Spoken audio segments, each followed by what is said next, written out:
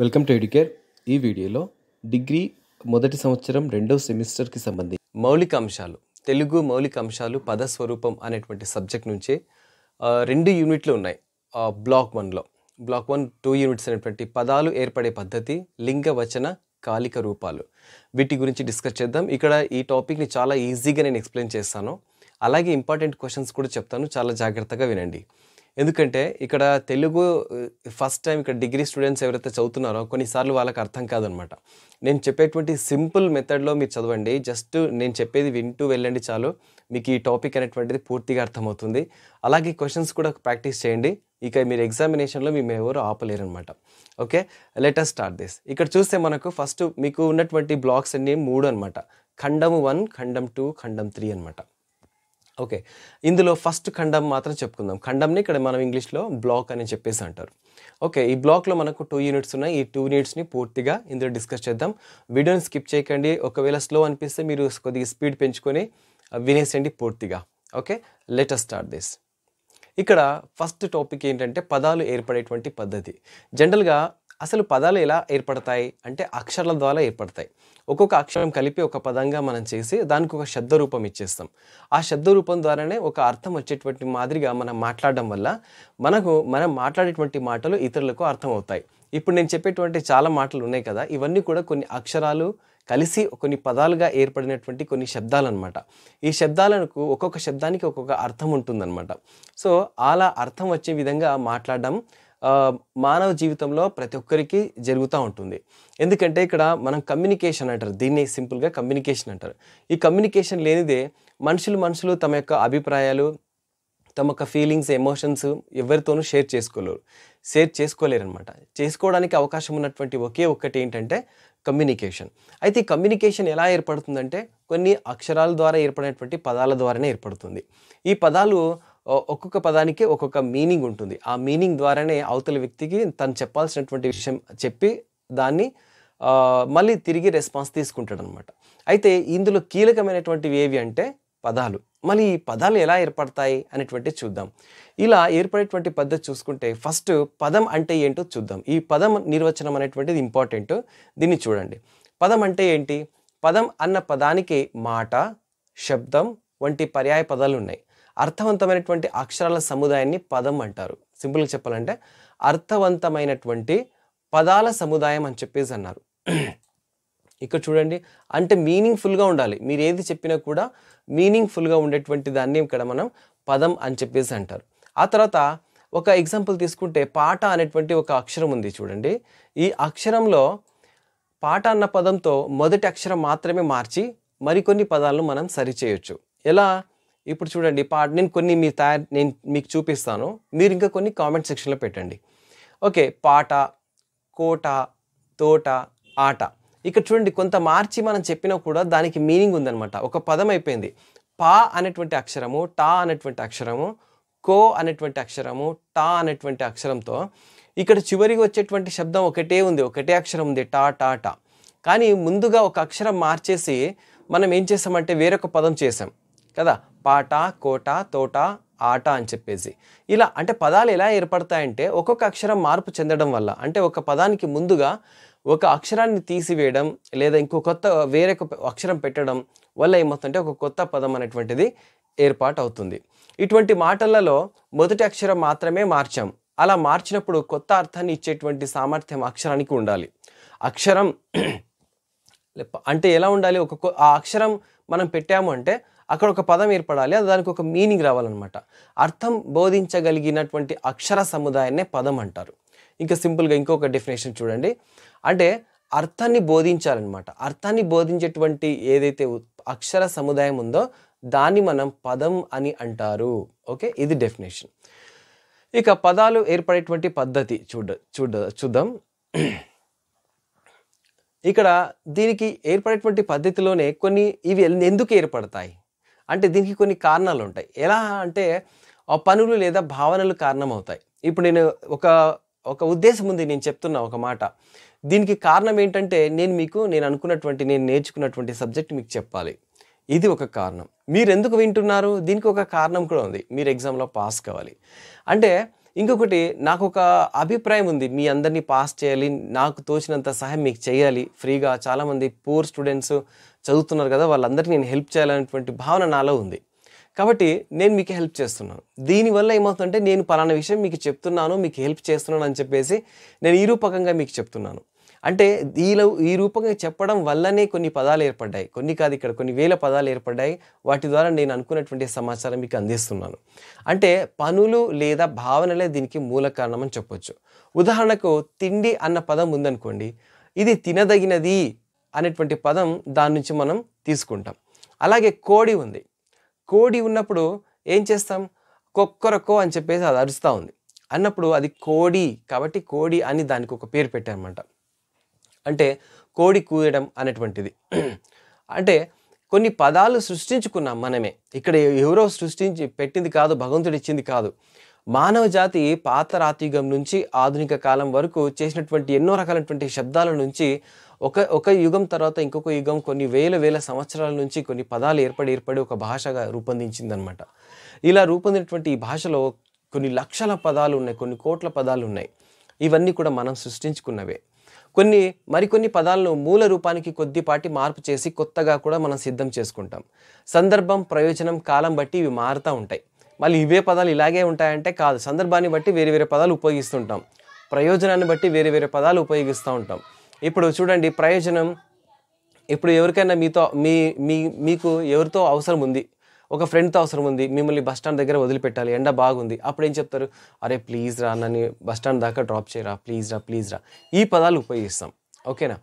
అలాగే ఇక్కడ సందర్భం ఉంది. ఇప్పుడు బర్త్డే ఉంది అనుకుందాం. బర్త్డేకి సంబంధించినటువంటి పదాలు ఉపయోగిస్తాం. హ్యాపీ బర్త్డే టు యూ, మీకు జన్మదిన శుభాకాంక్షలు అని ఇలాంటి పదాలు ఉపయోగిస్తారు.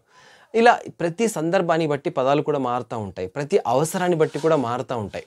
ఓకే, ఇవన్నమాట. అంటే ఎవరైనా కొంతమంది అవసరాన్ని బట్టి ఎలా మాట్లాడతారు అనేటువంటిది వాళ్ళు ఉపయోగించేటువంటి పదాలను బట్టి మనం అర్థం చేసుకుంటాం. కానీ సాధారణంగా ఉన్నప్పుడు మాత్రం వాళ్ళ భాష వేరుగా ఉంటుంది, వాళ్ళ అవసరం ఉన్నప్పుడు మాత్రం వేరే విధంగా ఉంటుంది. ఓకేనా? అలా అనమాట. ఇక ప్రత్యయాలంటే ఏంటి చూద్దాం.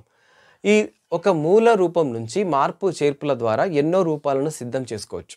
ఈ చేర్పులు ఒక మూల రూపమైనటువంటి పదం చివర జరిగితే దాన్ని ప్రత్యేకం అంటారు. ప్రత్యేక కాదు, ప్రత్యయం అంటారు. ఇక్కడ స్పెల్లింగ్ తప్పు పడింది అనమాట. ప్రత్యయం కూడా కాదు, ప్రత్యయం అని ఉంటుంది. ఓకే, నామవాచక రూపాల చివర మనం చేర్చేటువంటి డు, ము, వూలు అనేటువంటివి 7 విభక్తులు ఉంటాయి. క్రియా రూపాల చివర మనం డు, రు, వు, లు, ను, ము చేర్చాలి. అలా చేసినటువంటి వాటినే మనం ప్రత్యయాలు అంటారు. కింద ఇక్కడ ఉంది కదా, ఇది కరెక్ట్ స్పెల్లింగ్ అనమాట. ఇక్కడ చూడండి, ప్రత్యయాలు. ఇది కూడా ఇంపార్టెంట్ క్వశ్చనే. ప్రత్యయాల గురించి రాయండి అని చెప్పేసి అంటారు. ప్రత్యయం అంటే ఏంటి నిర్వచించండి, కొన్ని ఎగ్జాంపుల్స్ ఇవ్వండి అని చెప్పేసి అడుగుతారు. కాబట్టి ప్రత్యయాలకు నిర్వచనం ఏంటంటే ఇదంతా కూడా అంటే ఒక మూల రూపం నుంచి మార్పు చేర్పుల ద్వారా ఎన్నో రూపాలను సిద్ధం చేసుకోవచ్చు అనమాట. ఒక పదం ఉంటుంది, ఆ పదాన్ని పట్టుకొని మనం వేరే రూపాలకి మార్చుకుంటాం. ఎలా అంటే ఇక్కడ చూడండి, రాముడు, రాములు, రాంగాడు. ఓకే, ఇలా చెప్తూ ఉంటాం. రామన్న, ఓకే, రాముని, రాములను, రాముని చేత, రాముల చేత. చూడండి, రాముడు, రాముని, రాముని చేత, రాములు, రాములను, రాముల చేత. ఈ విధంగా ఉందన్నమాట. ఎలాగైనా దీన్ని మార్చుకుంటాం. అంటే మూల పదం ఏంటంటే రాము, మూల పదం రాము. దాన్ని రాముడు అనొచ్చు, రాముని అనొచ్చు, రాముని చేత అనొచ్చు, రాములు, రాములను కదా. రాము అనేటువంటి మూల పదానికి మార్పులు చేర్పులు చేయడం వల్ల ఏమైందంటే కొత్త పదాలు ఏర్పడ్డాయి. ఇలా చేయడాన్ని ఇక్కడ ఉన్నటువంటి పదాలు ఉన్నాయి కదా, ఇవన్నీ కూడా ప్రత్యయాలు. ఆ తర్వాత ఏకవచనం, బహువచనం కూడా ఉన్నాయి ఇందులో. ఇప్పుడు చూడండి, వెళ్ళాను, వెళ్ళ, ఈ మూడింట్లో వెళ్ళ ఉంది. ఇక్కడ నువ్వు వచ్చింది. వెళ్ళాను, వెళ్ళావు, వెళ్ళాడు. వెళ్ళాము ఇంకొక పదం, వెళ్ళారు ఇంకొక పదం, వెళ్ళారు ఇంకొక పదం. సో ఈ విధంగా వచ్చిందనమాట. ఇక్కడ లింగం గురించి చెబుతాం. జెండర్ అని చెప్పేసి అంటారు. అంటే స్త్రీ పురుషులను సూచించడానికి కూడా కొన్ని పదాలు ఉంటాయి అన్నమాట. ఎలా వాటి కోసం ప్రత్యేకంగా సృష్టించాము. ఇవి కేవలం స్త్రీలకు మాత్రమే వాడాలి, ఇవి కేవలం పురుషులకు మాత్రమే వాడాలన్నమాట. దొర, దొరసాని. ఓకే, సొగసుగాడు, సొగసు గత్తె. డాక్టరు, డాక్టర్ అమ్మ. ఇక్కడ అమ్మని పడింది సపరేట్గా, డాక్టర్ అమ్మ అని మీరు అర్థం చేసుకోండి. రామయ్య, రామమ్మ. ఓకే, చూడండి. రామయ్య ఇది ఈ పదం ఎవరికి సంబంధించింది? పురుషునికి సంబంధించింది. రామమ్మ ఇది స్త్రీకి సంబంధించినటువంటిది. ఇక వచనం అంటే చూద్దాం. వచనం అంటే పదాలలో ఒక వస్తువు చెప్పేటువంటి వాటిని మనం వచనం అంటారు. ఎలా? ఇవి 2 రకాలుగా ఉంటాయి. ఏకవచనం ఉండొచ్చు, బహువచనం ఉండొచ్చు. ఏకవచనం అంటే ఏంటి? సింపుల్గా ఒక వస్తువు గురించి చెప్తే, ఒక వస్తువును సూచిస్తే అది ఏకవచనము. బహు అంటే చాలా వాటికి సంబంధించి చెప్తే, అనేక వస్తువుల గురించి చెప్తే అది బహువచనం అవుతుంది. ఎలా? ఇప్పుడు చూడండి, వ్యక్తులను బోధించేవి గురువు, ఇది సింగులర్ అంటే ఏకవచనం. గురువులు, ఓకే చూడండి, ఇవి బహువచనం. అంటే వచనం అంటే ఏంటంటే ప్లూరల్ కావచ్చు, సింగులర్ నుంచి ప్లూరల్లోకి మార్చడం. ఏకవచనంలోకి వెళ్ళి బహువచనంలో మనం చెప్పడం. బహువచనం ఇస్తే ఏకవచనం రాయమంటాడు, ఏకవచనం ఇస్తే బహువచనం రాయమంటాడు. అలాగే ఉంటాయి అన్నమాట. ఇక్కడ వ్యక్తులను బోధించేటువంటివి ఏంటంటే, ఇక్కడ గురువులు, నేను ఫస్ట్ వస్తువులు అన్నా కదా, సారీ, వ్యక్తులు. ఓకే, ఇక్కడ వ్యక్తులు, వస్తువులు, జంతువులు, దేన్నైనా కానీ, అంటే మనకు డెఫినేషన్లో వస్తువులు అని చెప్పాడు అనమాట, కాబట్టి అది చెప్పాను. ఇక్కడ ఎగ్జాంపుల్ అయితే మీకు ఈజీగా అర్థమవుతుంది. వ్యక్తులకైనా చెప్పొచ్చు, జంతువులకైనా చెప్పొచ్చు, వస్తువులకైనా చెప్పొచ్చు. వీటి అత్త, అత్తలు, మామ, మామలు, బిడ్డ, బిడ్డలు, ఇవి చాలా సింపుల్. ఇక వస్తువులు అంటే రాయి, రాళ్ళు, గోధుమ, గోధుమలు, బండ్లు, కరెంట్లు ఉన్నాయి, లేవు, లైట్లు, ఓకేనా, బల్బులు, ఓకే, ఫోన్లు, ఇలా అనమాట. జంతువులు చూసుకుంటే కోడి, కోళ్ళు, కుందేళ్ళు, సింహాలు, పిల్లిలు, ఇలా అనమాట. ఓకే, దెన్ విభక్తి అంటే చూద్దాం. విభక్తి అంటే ఏంటి? ఇవి 7 పదాలు ఉంటాయన్నమాట. ఈ పద సంబంధాన్ని కలిగిస్తాయి. ఎలా? నేను వాడిని చూశాను, ఇది ద్వితీయ విభక్తి. వాడిని చూశాను, చూడండి ఇక్కడ ఇవి గుర్తుంచుకోండి. వాడిని చూశాను. నేను వాడితో అన్నాను, తో తృతీయ విభక్తి. వాడి చేత చెప్పించాను, ఇది కూడా తృతీయ విభక్తి. కొరకు, నేను వాడి కొరకు వచ్చాను, చతుర్థి విభక్తి. వాడి కంటే గొప్పవాడిని, వాడి యొక్క స్నేహితుడిని, షష్ఠి. నేను వాడిలో తెలివితేటలు చూశాను, లో అన్నమాట. ఇక్కడ షష్ఠి విభక్తి, లో అనేటువంటి. నేను వాడి యందు ఇష్టమున్న వాడిని, సప్తమి విభక్తి. యందు అనేటువంటిది ఇక్కడ వచ్చింది. ఓకే, రాముడిని, రాముడి చేత, రాముడితో, రామునికి, రామునిలో అనేటువంటివి ఇస్తాడనమాట. అంటే రాముడిని ఉంది కదా, ఈ రాముడిని అనేటువంటిది ఎటువంటి విభక్తి అని చెప్పేసి అంటారు. ఇది ఏంటి? ద్వితీయ విభక్తి. మీకు ఎగ్జామ్లో అడిగేటువంటి ప్రశ్నలు ఈ విధంగా ఉంటాయి, చూడండి. రాముడి చేత అంటే ఇది ఏ విభక్తి? రాముడి చేత అంటే తృతీయ విభక్తి. రాముడితో, ఓకే, ఇది తృతీయ విభక్తి. ఇలా ఉంటాయన్నమాట. నెక్స్ట్ క్రియారూపాలు చూద్దాం. ఇది వర్బ్ ఫామ్స్ అని అంటారు. వర్బ్ ఫామ్స్ ఏంటంటే క్రియారూపాలు అంటే మనం మాట్లాడేటప్పుడు కొంత క్రియ అనేటువంటి జరిగేటువంటి పదాలను మనం చూపిస్తాం. ఫర్ ఎగ్జాంపుల్, నేను టీచింగ్ చేస్తున్నాను కదా, టీచింగ్ అనేటువంటిది ఒక క్రియ, ఒక యాక్షన్ ఇక్కడ జరుగుతూ ఉంది అనమాట. అలా చెప్పేటువంటి పదాలను ఇక్కడ క్రియారూపాలు అంటారు. సింపుల్గా వర్బ్స్ ఉంటాయి ఇక్కడ, వర్బ్ ఫామ్స్. పనిని తెలిపే పదాలను క్రియారూపాలు అంటారు. పనిని తెలిపేటువంటి వాటిని క్రియారూపాలు. ఒక వాక్యం సమగ్రతను సూచించేదే క్రియ అనమాట. ఇప్పుడు ఇది పురుష స్త్రీ బోధకాలుగా, ఏకవచన బహువచనాలుగా కూడా ఉండొచ్చు. అలాగే ఇది భూతకాలం, వర్తమాన కాలం, భవిష్యత్తు కాలంని సూచిస్తూ ఉంటాయి. ఒక మూల పదం తీసుకొని దాని నుంచి ఎన్నో పదాలను, క్రియాపదాలను సృష్టించవచ్చు. వచ్చాడు, వచ్చారు, వచ్చావు, వచ్చారు, వచ్చాను, వచ్చాము, ఇలాంటిది అనమాట. ఇక భూతకాలం, వర్తమానం కాలానికి సంబంధించి చూస్తే రాశాను, రాసితి, రాస్తా. ఓకే, రాశాను అంటే ఏంటి? భూతకాలం అయిపోయింది, రాసేసాడు ఎప్పుడో అని చెప్పి. వర్తమానంలో ఏంటి? రాస్తున్నాను.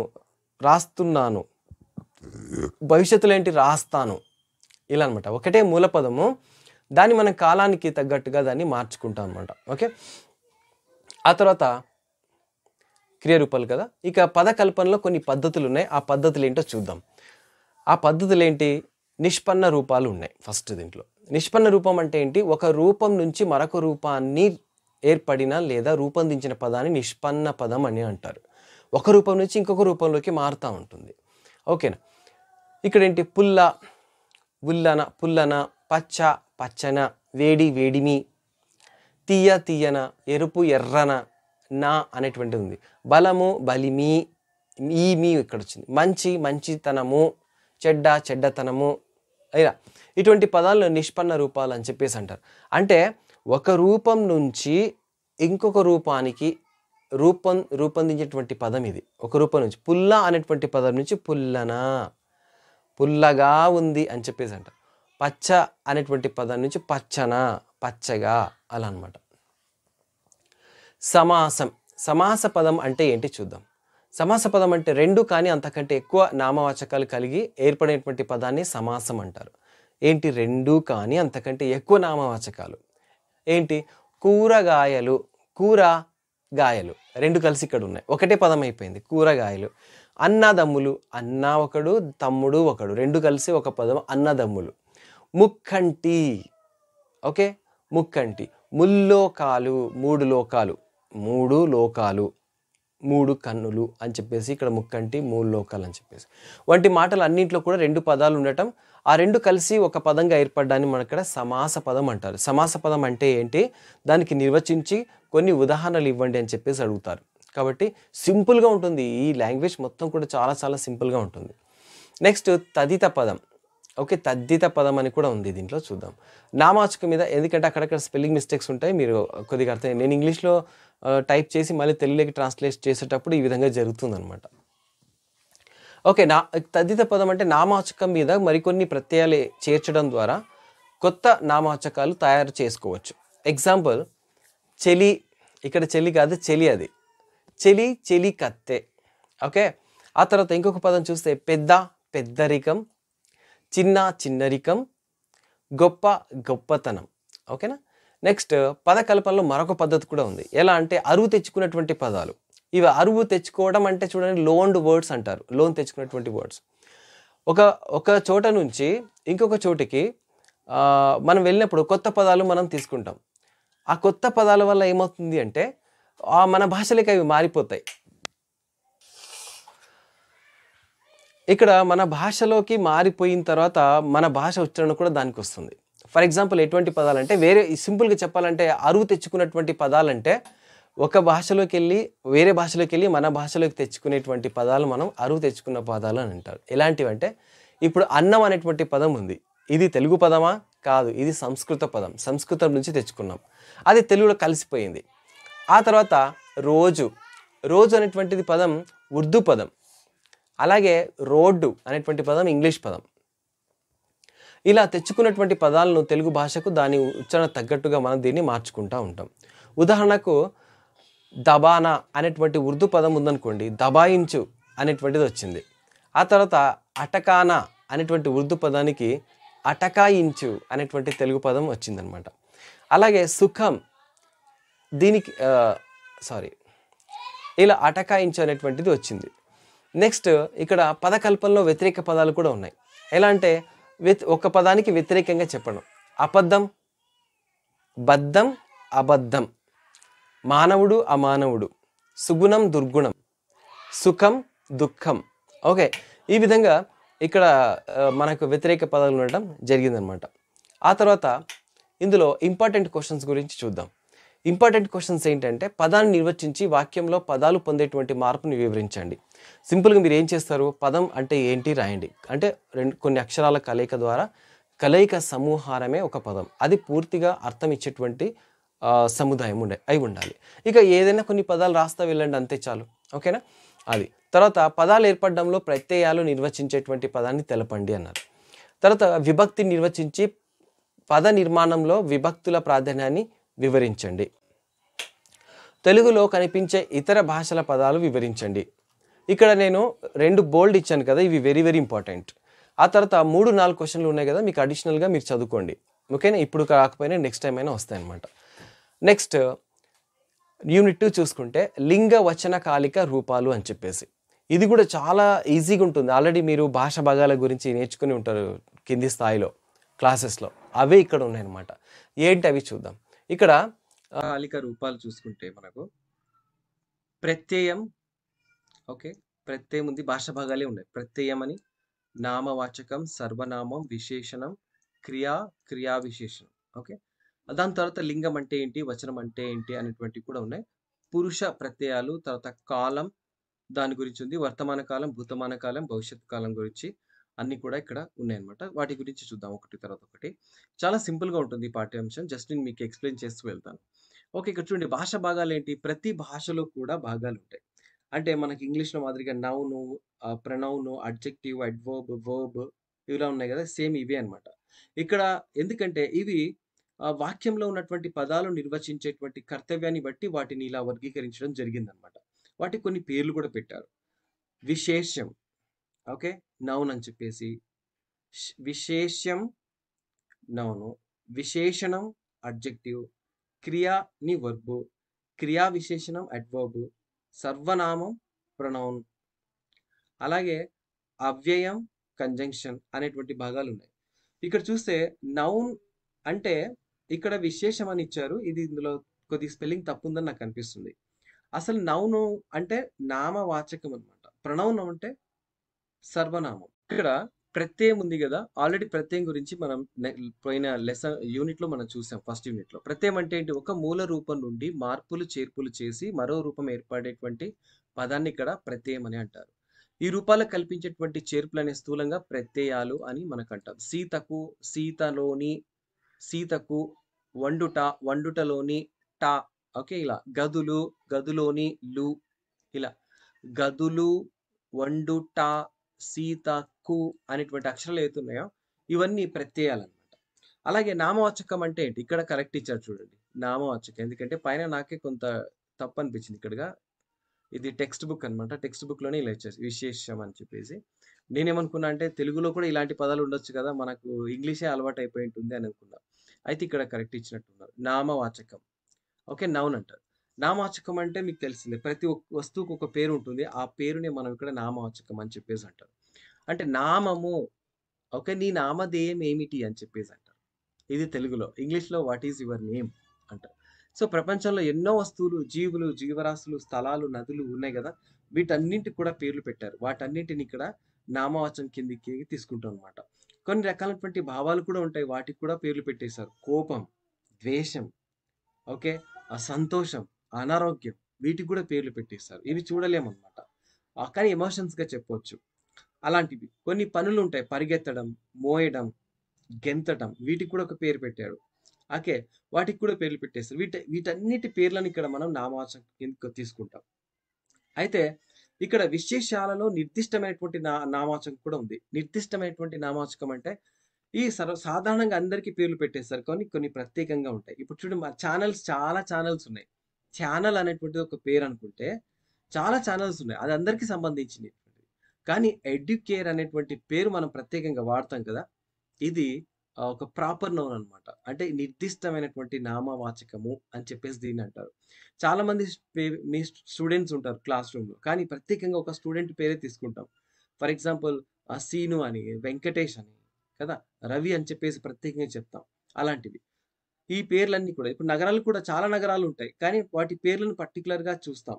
నగరము అనేటువంటిది నామవాచకమే. కానీ ఆ నగరానికి ఉన్నటువంటి పేరు చెప్పేటప్పుడు మనం నిర్దిష్ట నామవాచకం అని చెప్పేసి అంటారు. దాన్నే ప్రాపర్ నౌన్ అని అంటారు. ఓకేనా? వస్తువులకు కావచ్చు, స్థలాలకు కావచ్చు, దేనికైనా కావచ్చు. సాధారణంగా కొన్ని పేర్లు ఉంటాయి. అవన్నీ కూడా నౌన్ కిందే చెప్తాం. వాటి పేర్లే ఉంటాయి కదా! ఆ పేర్లని ఏంటంటే మనం ప్రాపర్ నౌన్స్ అని అంటారు. ఇక్కడ చూడండి ఇంకొకటేంటంటే ఇలాగే క్రియల నుండి కూడా క్రియా విశేషాలు కూడా ఏర్పడతాయన్నమాట. కింద నిష్పన్న విశేషాలను గమనించండి ఒకసారి.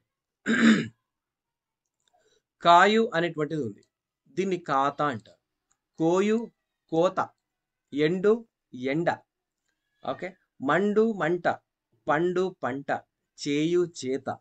ఇలాంటి పదాలు. అంటే ఇవి ఎలా వర్బ్ నుంచి ఫార్మ్ అవుతాయి నౌన్స్ అన్నమాట. నెక్స్ట్ సర్వనామం ప్రొనౌన్ అన్నమాట. ఇక్కడ ఎవరికీ తేడా లేకుండా అందరికి ఉపయోగిస్తా ఉంటారు. ఓకేనా? ఇప్పుడు కొంతమంది పేర్లు తీసుకుంటే నా పేరు తీసుకోలేదని బాధపడతా ఉంటారు. అలాంటప్పుడు ఏంటంటే సర్వనామం తీసుకోవడం బెటర్. ఓకే. ఇప్పుడు వేదిక మీదకి పలానా వ్యక్తి రవి రావాల్సిందిగా కోరుతున్నామంటే, అంటే రవి ఒక్కడేనా ఇక్కడ పోటుగాడు మేమంతా లేమా? అని చెప్పేసి అనుకుంటారు ప్రాపర్ నౌన్ తీసుకున్నప్పుడు. అలాంటప్పుడు ఏంటి, ఇక్కడ ఉన్నటువంటి విద్యార్థులు వేదిక మీదకి రావాల్సిందిగా కోరుతున్నాం అంటే, అప్పుడు అందరికీ హ్యాపీగానే ఉంటుంది. దాన్ని సర్వనామం అంటారు. ఇక్కడ చూద్దాం. వాక్యంలో నామవాచకాలను ఉపయోగిస్తాం. పదే పదే అదే వా న ప్ర నామవాచకాన్ని ఉపయోగించాల్సిన అవసరం లేకుండగా దీన్ని ఉపయోగిస్తారు. దీన్ని ఒక పర్యాయ పదంగా ఉపయోగిస్తారనమాట. ఇక్కడ అంటే ఇక్కడ నేను చెప్పినటువంటి ఎగ్జాంపుల్ స్టూడెంట్స్ అని ఉంది కదా! దే అని చెప్పేసి అనుకోవచ్చు. దే. ఫర్ ఎగ్జాంపుల్ ఎడ్యుకేర్ అనేటువంటి ఒక ఛానెల్ ఉంది. ఎడ్యుకేర్ ఛానెల్ గురించి మీరు ఒక ఎస్సే రాస్తున్నారు. ఇది మీరేం చేస్తారు? స్టార్ట్ చేస్తారు. ఎడ్యుకేర్ అనేటువంటి ఛానెల్ వల్ల మేము చాలా లెసన్స్ విన్నాము. లెసన్స్ విన్న వాటిలో ఇంపార్టెంట్ క్వెషన్స్ కూడా వచ్చాయి. ఎడ్యుకేర్‌లో మంచి మంచి వీడియోస్ ఉంటాయి. ఎడ్యుకేర్‌లో మంచి మెసేజ్ ఇచ్చేటువంటి వీడియోస్ కూడా ఉంటాయి. ఎడ్యుకేర్ వల్ల నేను ఓ గ్రేడ్ తెచ్చుకున్నాను. ఎడ్యుకేర్ వల్ల ఇలా ప్రతీదీ చెప్పుకుంటే పోతారా? లేదు గదా! దానికి ఇప్పుడు ఎడ్యుకేర్ అనేటువంటి ఛానెల్ ఫస్టు మీరు ఒక పదం ఉపయోగిస్తారు. దాని తర్వాత ప్రతిసారి చెప్పేటప్పుడు ఆ పదం కాకుండా వేరేది వాడొచ్చు కదా! ఇట్ అని వాడతాం. It is a wonderful channel. It is a beautiful channel. It gives more knowledge. It gives important questions. It gives more all subjects lessons ఇలా ఇట్ అని ఉపయోగిస్తారు. అలా ఇట్ ఉపయోగించడం ఇక్కడ ప్ర ప్రొనౌన్ అని చెప్పేసి అంటారు. అలాగే ఇక్కడ ఒక వ్యక్తి గురించి చెప్పేటప్పుడు కూడా ఫర్ ఎగ్జాంపుల్ మీ లెక్చరర్స్ ఉన్నారు ఎవరైనా ఒకరు. ఓకే. ఫర్ ఎగ్జాంపుల్ ఆయన పేరు శ్రీనివాసులు అనుకుందాం. శ్రీనివాసులు సార్ బాగా చెప్తారు. శ్రీనివాసులు సారు మంచిగా ఉంటాడు. శ్రీనివాసులు సార్ చాలా స్ట్రిక్ట్‌గా ఉంటారని ప్రతిసారి చెప్తామా? చెప్పం. శ్రీనివాసులు సార్ బాగా సబ్జెక్ట్ చెప్తారు. అతను చాలా పంక్చువల్‌గా ఉంటాడు. అలాగే అతను రెగ్యులర్‌గా క్లాసెస్‌కి రావాలని చెప్పేసి స్టూడెంట్స్‌కి చెప్తారు. అతను అనేటువంటిది ఉపయోగిస్తాం. దీన్ని మనం ఏమంటారంటే ప్రాపర్ నౌన్ అని చెప్పేసి అంటాం. ఓకే. అంటే పేరుకు బదులుగా వాడేది. సింపుల్‌గా చెప్పాలంటే పేరుకు బదులుగా వాడేదే సర్వనామము. విశేషణం అంటే అడ్జెక్టివ్ చూడండి. ఇప్పుడు చాలా సార్లు మనం చాలా పదాలు మాట్లాడుతూ ఉంటాం. కానీ కొన్ని సార్లు మన మాట్లాడేటువంటి మాట మిగతా వాళ్ళకి హత్తుకుంటుంది. ఆకట్టుకుంటుంది. ఎలా అంటే కొన్ని విశేషణం ఉంటుంది. ఇప్పుడు చూడండి పరువు. ఓకే. పత్తి పరువు. డెఫినిషన్ చెప్తాను. నామవాచక గుణాన్ని చెప్పేదే విశేషణం. పుస్తకం మంచి పుస్తకం. ఇక్కడ పుస్తకం గుణాన్ని చెప్పేటువంటి మాట మంచి. కనుక ఇది విశేషం. నీ దగ్గర బుక్ ఉందొకటి. బుక్ అందరికీ తెలిసిందే. కానీ నీ దగ్గర ఉన్నటువంటిది మంచి బుక్ అన్నమాట. ఆ బుక్ యొక్క విశేషణం ఏంటంటే మంచి బుక్. మంచిగా ఉండటం అన్నమాట. ఓకే. పరువు కామన్‌గా ఉంటుంది. పత్తి పరువు. ఓకే. ఊరు చెప్పొచ్చు. కామన్ నౌన్ ఇది కామన్‌గా అందరికి అన్ని ఊర్లకు ఊరు. కానీ ఆ ఊరి యొక్క విశేషణం ఏంటి చెప్పు అంటే, పెద్ద ఊరు సార్ అది. చాలా పెద్ద ఊరు అని చెప్పేసి అంటాం. ఓకే. ఎండ. ఎటువంటి ఎండ? ఎండ అంటే జనరల్‌గా వేడిగా ఉంటుంది. కానీ ఇక్కడ ఉండేటువంటి ఎండ యొక్క విశేషణం ఏంటంటే, పొద్దుటి ఎండ. ఎట్లా ఉంటుంది? చాలా మంచిగా ఉంటుంది. వార్మ్‌గా ఉంటుంది. కంఫర్టబుల్‌గా ఉంటుంది. చీర. ఎటువంటి చీర ఇది? తెల్లదా? నల్లదా? ఇంకెటువంటిదంటే తెల్లని చీర. చీర కలర్ యొక్క విశేషణం ఇక్కడ చెప్తుందన్నమాట. పువ్వు. పువ్వంటే అందమైనటువంటి పువ్వు. కొన్ని పువ్వులు అందంగా ఉండకపోవచ్చు. జనరల్‌గా పువ్వులన్నీ అందంగానే ఉంటాయి. కానీ మనం చూసేటువంటి దాన్ని బట్టి ఉంటుంది. అలా. ఇక కిటికీ. అది ఎటువంటి కిటికీ? పొడవు కిటికా? పొట్టి కిటికా? చాలా పెద్దదా? చిన్నదా? అనేటువంటిది మనకు తెలీదు. అలా పొడవైన కిటికీ, అందమైన పువ్వు, తెల్లని చీర, ఓకే. పొద్దుటి ఎండ, పెద్ద ఊరు అనేటువంటివన్నీ కూడా ఇక్కడ మనకు అడ్జెక్టివ్సే. ఇల్లు, చిన్న ఇల్లు. మాట, మంచి మాట. మంట, సన్నని మంట. సాయంత్రం, చక్కని సాయంత్రం. తెలివైన అమ్మాయి. అమ్మాయే. తెలివైన అమ్మాయి. సంగీతం, సంగీతమే. కానీ మధురమైన సంగీతం. ఇది అడ్జెక్టివ్ అన్నమాట. నెక్స్ట్ క్రియ చూసుకుందాం. క్రియ అంటే ఏంటి? యాక్షన్స్ అన్నమాట. అంటే మనం చేసేటువంటి క్రియ. ఇప్పుడు చూడండి ఇప్పుడు నేను చెప్తా ఉన్న క్లాస్. ఇక్కడ ఒక క్రియ జరుగుతా ఉంది. ఓకేనా? ఇలా వాక్యంలోని కర్త నిర్వహించేటువంటి కార్యం. వాక్యంలోని కర్త నిర్వహించేటువంటి కార్యాన్ని తెలుపుతుంది. ఇప్పుడు నేను కర్తనిక్కడ. నేను చేసేటువంటి కార్యం ఏంటి? టీచింగ్. ఓకే. టీచింగ్ అనేటువంటి వరకు తెలియజేస్తా ఉంది. బస్సు కదులుతున్నది. ఒక ఎగ్జాంపుల్. బస్సు కదులుతున్నది. అంటే బస్సు ఏం చేస్తుంది? కదులుతా ఉంది. ఇది ఒక క్రియ జరుగుతా ఉందన్నమాట. నువ్వు చూడు. ఓకే. చూడు అనేటువంటిది ఇక్కడ ఒక క్రియ. మీరు చూడండి. ఇది ఒక క్రియ. వాడు చూస్తున్నాడు. అది చూస్తుంది. ఆమె చూస్తోంది. వాళ్ళు చూస్తారు. ఇవన్నీ కూడా క్రియకి సంబంధించినటువంటివి. ఇక క్రియా విశేషణం చూద్దాం.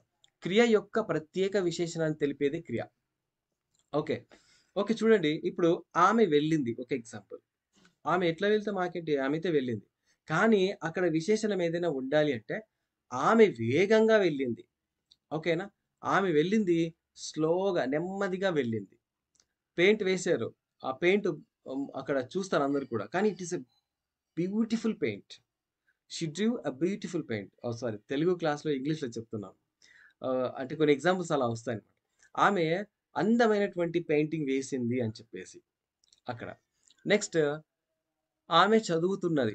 ఎలా చదువుతుంది అనేటువంటి చెప్పేదే నెమ్మదిగా చదువుతుంది అని చెప్పేది. అలా చెప్పేదే క్రియా విశేషణం. అంటే పనులు ఏ విధంగా జరుగుతుందక్కడ.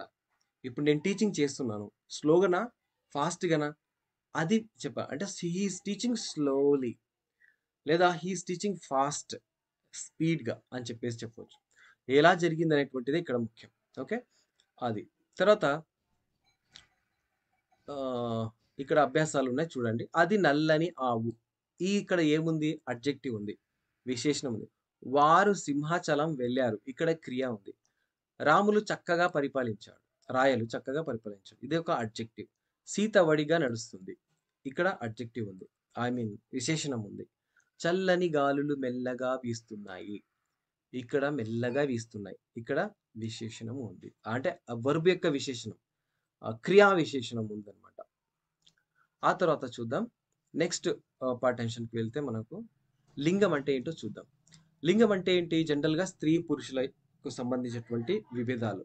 అంటే ఐ మీన్ భేదంగా ఉండేటువంటి పదాలనమాట. అంటే వేరుగా ఉండేటువంటి పదాలు. విభేదాలని కాదు. ఇప్పుడు చూడండి, కొన్ని పదాలు మనం స్త్రీలకు మాత్రమే ఉపయోగిస్తాం. కొన్ని పదాలు పురుషులకు మాత్రమే ఉపయోగిస్తాం. స్త్రీ, పురుషు కానటువంటి వాటికి ఉపయోగించేటువంటి పదాలు కూడా ఉంటాయి. ఫర్ ఎగ్జాంపుల్ కొన్నింటికి ప్రాణం ఉండదు. ఇప్పుడు ఫర్నిచర్ ఉంది, చైర్ ఉంది, టేబుల్ ఉంది, కంప్యూటర్, సెల్ ఇది ఈ సెల్ ఫోన్ స్త్రీనా? పురుషుడా? మనకు తెలీదు. ఓకేనా? అలాగే కొంత ఫర్నిచర్ టేబుల్ ఉంది. ఆ టేబుల్ స్త్రీనా? పురుషుడా? మనకు తెలీదు. అలాంటి వాటికి న్యూట్రల్ జెండర్స్ అని అంటారు. ఇక్కడ చూడండి, మగవాడు. ఓకే. ఇది సింపుల్‌గా మీకు ఈజీగా అర్థమవుతుంది. ఓకే. దీనికి పదం ఏంటి? దీనికి లింగం, వేరే లింగం ఏంటి? అంటే ఆడది. ఎద్దు, ఎద్దుకి ఆవు. పుంజు, పెట్టె. పోతు, పెంటి. సొగసుగాడు, సొగసుకత్తె. విద్యార్థి, విద్యార్థిని.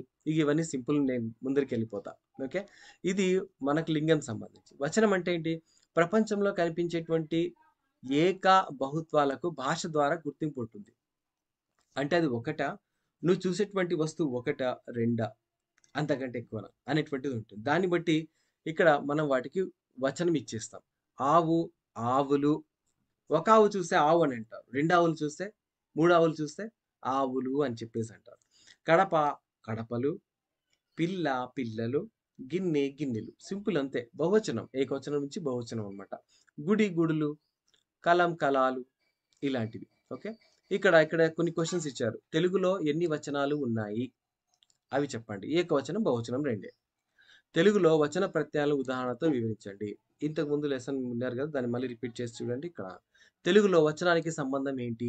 అనేటువంటిది. ఓకే. ఇక ఇలాంటి ప్రశ్నలు కూడా మీకొస్తాయి చూడండి ఎగ్జామినేషన్‌లో. Multiple choices. ఓకే. అయితే కొత్తగా వచ్చినటువంటి క్వెషన్ పేపర్‌లో మాత్రం మల్టిపుల్ చాయిస్ ఏం కనిపియలే నాకు. ఓకే. పురుష ప్రత్యయాలు చూద్దాం. భాషను ఒకరు మాట్లాడతారు, ఒకరు వింటారు. ఈ సందర్భంలో వారిద్దరూ పరస్పరం తమ గురించి మాత్రమే కాక, మూడో వారి గురించి కూడా మాట్లాడటం జరుగుతా ఉంది. భాష వ్యవహారం మొత్తం ఈ 3 సందర్భాల మధ్యనే నడుస్తుంది. లేఖనంలో కూడా దీన్ని గమనించవచ్చు. ఎలా? ఈ మూడింటి గురించి తెలిపేటువంటి వ్యాకరణ అంశాన్ని పురుష అని అంటారు. ఈ 3 విధాలు అవి ఉత్తమ పురుష, మధ్యమ పురుష అండ్ ప్రథమ పురుష. ఇలా ఉన్నారు. ఉత్తమ, మధ్యమ, ప్రథమ. చూడండి, ప్రథమ అంటే మూడోవాడు. ఉత్తమ అంటే ఫస్ట్ మాట్లాడేటువంటి వాడు. చూద్దాం. తన గురించి చెప్పేది ఉత్తమం. తన గురించి తాడు చెప్పేటువంటిది ఉత్తమ పురుష. ఓకే. ఎదుటి వారి గురించి చెప్పేది మధ్యమం. ఇతరుల గురించి తెలిపేది ప్రథమ పురుషం. ఎలా? పురుషులు ఏకవచనం. ఉత్తమ నేను, నేను ఉత్తమ. అండ్ మేము, మనం. మధ్యమ నువ్వు, మీరు. ప్రథమ వాడు, వాళ్ళు అని చెప్పేసి. ఇక పురుషలింగం అయితే ఆయన, అతను, వారు. స్త్రీలింగం ఆమె, అది, ఆవిడ, వాళ్ళు అని చెప్పేసి. పురుషులకు వారు అని ఉపయోగించాలి. ఏవండి? ఓకే. ఇలాంటి పదాలు. వారు పురుషులు. వాళ్ళు లేడీస్ అన్నమాట. ఓకే. నపుంసకలింగం అది, అవి అని చెప్పేసి ఇలాంటివన్నీ కూడా. ఇప్పుడు నేను అనేటువంటి ఉత్తమమా కాదా? ఉత్తమము ట్రూ ఇది. ఇక్కడ మీకు కొన్ని పదాలు ఇస్తున్నాడు.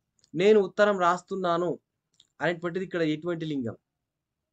ఓకే. ఎటువంటి పురుష ప్రత్యయం అని చెప్పేసి అంటారు. అంటే ఉత్తమ పురుష ప్రత్యయం. ఇక్కడ మధ్యమ అంటే నువ్వు ఎప్పుడు రాముడు సీతతో ఇలా అన్నాడన్నమాట. "నువ్వెప్పుడు అడవుల్లో తిరగకు ఒంటరిగా." అంటే ఇక్కడ సీతను ఏమని ఏ ఏ విధంగా బోధించాడంటే నువ్వుతో బోధించవచ్చు ఒక రకంగా. ఇక్కడ మధ్యమ అంటే పుస్ రాముడు మాట్లాడేవాడు ఉత్తమ. ఆ మాటలు వింటా ఉంటారు గదా! వాళ్ళు మధ్యమ. విని మళ్ళా వేరే వాళ్ళ గురించి చెప్తారు గదా! వాళ్ళ గురించి అంటే థర్డ్ పర్సన్ గురించి చెప్పేటప్పుడు అది ప్రథమ పురుష లేదా అని అంటారు. మూడో వారి గురించి చెప్తారన్నమాట. ఐ ఉత్తమ, యూ మధ్యమ, షీ, హీ ఆర్ ఇట్ దీన్ని మనం ప్రథమ పురుష అని చెప్పేసి అంటారు. ఎందుకంటే ఇంగ్లీష్ నాకు చెప్పే అలవాటుంది కాబట్టి నేను దాంతో చెప్తే మీకు ఈజీగా అర్థమవుతుందని చెప్పాను. ఓకే. ఇక్కడ కొన్ని ఎగ్జాంపుల్స్ ఉన్నాయి చూడండి. ఇక కాలం చూడండి. కాలం గురించి చూస్తే మనకు కాలం గురించి మీకు తెలియనిదేముంది? ప్రస్తుత కాలము, భవిష్యత్తు కాలము, భూతకాలం అంతా కూడా. భాషల వ్యక్తీకరణప్పుడు మనం కాలం అనేటువంటిది తప్పనిసరిగా ఉపయోగిస్తాం. ఓకే. జరగబోయేది, జరిగేది, జరిగింది ఇవన్నీ కూడా చెప్తాం. వర్తమాన కాలం అంటే ప్రస్తుతం నడుస్తున్నటువంటిది. నేను ఇప్పుడు మీకు క్లాస్ చెప్తున్నాను. ఓకే. పాప పండు తింటా ఉంది. రాములు పాలు తాగుతా ఉన్నాడు. ప్రస్తుతం నడుస్తా ఉందన్నమాట. ఓకే. నెక్స్ట్ ఇంకా కొన్ని ఎగ్జాంపుల్ చెప్తాను భూతకాలం సంబంధించి. వాక్యంలో కర్త చేస్తున్నటువంటి పని అప్పటికే అయిపోయి ఉన్నట్లయితే దాన్ని భూతకాలం అంటారు. ఆల్రెడీ అయిపోయుంటది. అయిపోయినటువంటి దాన్ని మనం భూతకాలంలో చెప్తామనమాట. ఓకే. ఇప్పుడు ఇంకే ఇటువంటివి ఎలా ఉంటాయంటే ఇక్కడ గీత ఊరికి వెళ్ళింది. గీత ఊరికి వెళ్ళింది. ఇక్కడ గీత వెళ్ళడం అనేటువంటి పని జరిగిపోయిందనమాట. నిన్న మీరు ఎగ్జామ్ రాసారు. రాసారనేటువంటిది అయిపోయింది. ఇలా అన్నీ అయిపోయినట్టు ఉంటాయి దాంట్లో. చదివింది, చదవలేదు, చదివాడు, చదివారు అనేటువంటిది. భవిష్యత్ కాలం చూద్దాం. భవిష్యత్ కాలం అంటే జరగబోయేటువంటిది. వాళ్ళు రేపు పండ్లు కోస్తారు. రేపు మీరు ఎగ్జామ్ రాస్తారు. రేపు నేను వీడియో అప్‌లోడ్ చేస్తాను. ఇలాంటి పదాలు. ఓకే. ఇక్కడ నెగెటివ్ ఉండొచ్చు, పాజిటివ్ ఉండొచ్చు. వాళ్ళు పాడుతారు. ఇది పాజిటివ్. వాళ్ళు పాడరు. ఇది నెగెటివ్. ఇక క్రియారూపం చూసుకుంటే తెలుగు వాక్యాలలో క్రియారూపం ప్రత్యేకమైనటువంటిది. క్రియ పైన లింగం, వచనం, పురుష, కాలిక ప్రత్యయాలు కలిసి ఉంటాయి. ఉదాహరణకు చదువుతున్నాడు.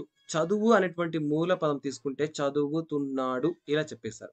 అంటే క్రియారూపంలో చదువు, క్రియ, తున్న వర్తమాన కాలం, డు ఏకవచనం. ఓకే. పుల్లింగం కూడా. అలాగే ప్రథమ పురుష అనేటువంటి ప్రత్యయాలు కూడా కలిసి ఉన్నాయన్నమాట. ఇదే విధంగా కింది వాక్యంలో కనిపించేటువంటి క్రియారూపాన్ని విశ్లేషించడం జరిగింది. వాళ్ళు వెళ్లారు. వెళ్ళు క్రియ. ఆ భూతకాలానికి సంబంధించినటువంటిది.